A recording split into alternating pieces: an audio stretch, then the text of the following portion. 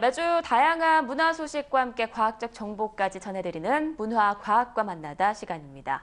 오늘은 영화 월드워 Z에 대해서 알아보도록 하겠는데요. 양혜영 기자 나와 있습니다. 안녕하세요. 네, 안녕하세요. 네, 월드워 Z 브래드 피트가 주인공이자 제작자로 나섰잖아요. 네. 얼마 전에는 한국을 방문하기도 했는데요. 그렇죠. 개봉 전부터 레오나르도 디카프리오와 원작 소설의 그 판권 경쟁을 벌이는 등 여러 가지 또 화두에 오르고 있는 영화인 것 같습니다. 사실 좀비 영화는 그동안 참 많이 나오지 않았습니까? 이 영화만의 매력은 무엇인가요? 네, 이 좀비 영화 하면 사실 B급 영화, 네. 일부 마니아들만 좋아한다 이런 선입견들 사실 되게 많았었잖아요. 네. 하지만 이번 월드워 Z는요, 좀비 영화의 편견을 깨고 긴장감과 함께 이 블록버스터다운 재미를 줬기 때문에 지금까지 좀비 영화 중에 이 최고라는 평을 듣고 있습니다. 이 의문의 항공기 습격을 시작으로 세계 곳곳에서 일어나는 원인 불명의 일들이 영화의 시작을 알리고 있는데요.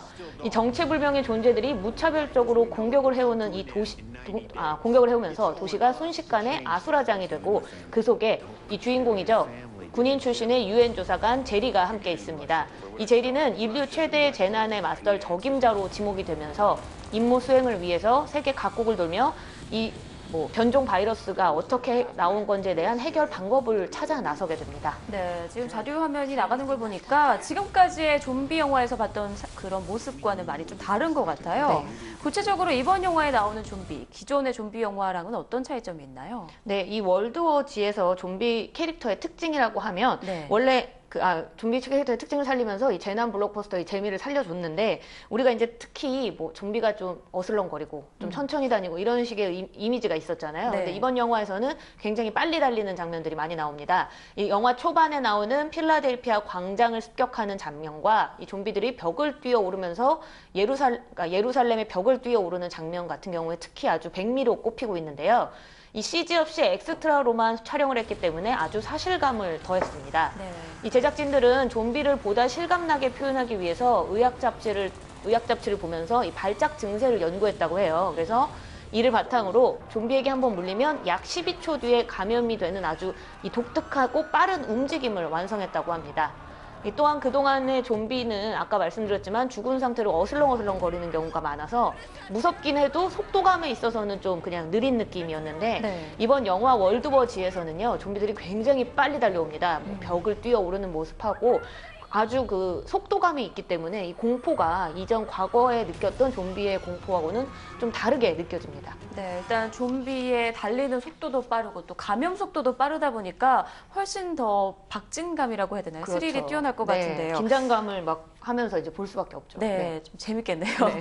그런데 작년에 영화 레지던트 이블을 소개하면서 좀비 얘기를 조금 나눠봤던 그런 기억이 나요. 네, 맞습니다. 그런데 좀비는 요즘 드라마와 또 게임에 많이 등장을 하다 보니까 쉽게 접할 수가 있는데요. 이렇게 좀비물이 가진 어떤 의미가 있을까요? 네, 이 좀비 영화, 사실 이 좀비가 우리 처음 대중에게 접하게 됐던 첫 시기가 1968년입니다. 네. 그때 이제 영화 살아있는 시체들의 밤인데요. 제목은 한 번쯤 들어보셨던 분들이 네네. 있으실 거예요. 이 영화를 만든 조지 로메로 감독이 이 좀비에 대해서 정의한 말이 있는데요. 이 좀비는 현존하는 재난을 말한다. 그래서 이 좀비 이야기에 대한 좀비 스토리는 사람들이 사회에 제대로 대응하지 못하고 있는 이야기를 말하고 있다라고 이야기한 바가 있습니다. 즉 좀비는 이 주류 사회 속에서 억압된 소수자로 그동안 표현이 되거나 혹은 노예처럼 끌려다니는 이 물질 만능주의의 부정적인 면을 표현하는 상징으로 사용됐었는데요. 이 좀비로 감염되는 일반 시민들이 사실은 결국 예상치 못한 위험에 스스로 대처하거나 혹은 상황을 통제하고 이런 경우가 거의 없이 그냥 받아들여야 되잖아요. 네. 물리면 거의 다 봐도 좀비가 되고 네. 이런 이 좀비물 자체는 기존에 가지고 있었던 B급 영화의 매력 이외에도 사회가 더 이상 이 시민을 완벽하게 보호할 수 없고 또 예측할 수 없는 위험이 도사리고 있다.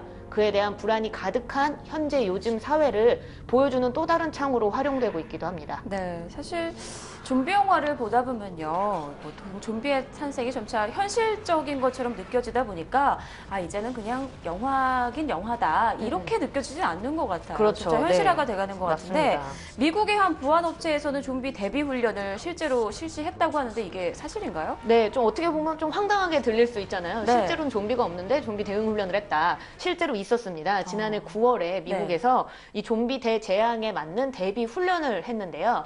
미국의 한 보안업체가 매년 하는 대테러 훈련의 일환으로 이루어진 일이라고 합니다.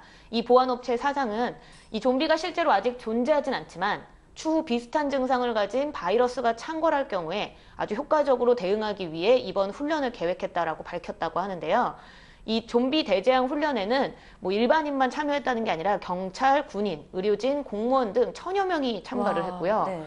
이 일반인들 같은 경우에는 특수 분장을 해서 이 좀비와 거의 비슷한 느낌으로 실제로 훈련에 대응하도록 투입됐다고 합니다. 이 좀비에 대한 실제 대응 계획은 미국에서만 있는 일은 아닌데요. 영국 정부도 좀비 대응책에 관한 정부 문서를 작성한 바 있는 것으로 밝혀졌습니다. 이 문서에 따르면 좀비 대재앙이 실제로 일어날 경우에 영국 국무조종실에서 총괄 지휘를 맡고 총 4단계에 걸친 경고가 발령된다고 합니다. 네.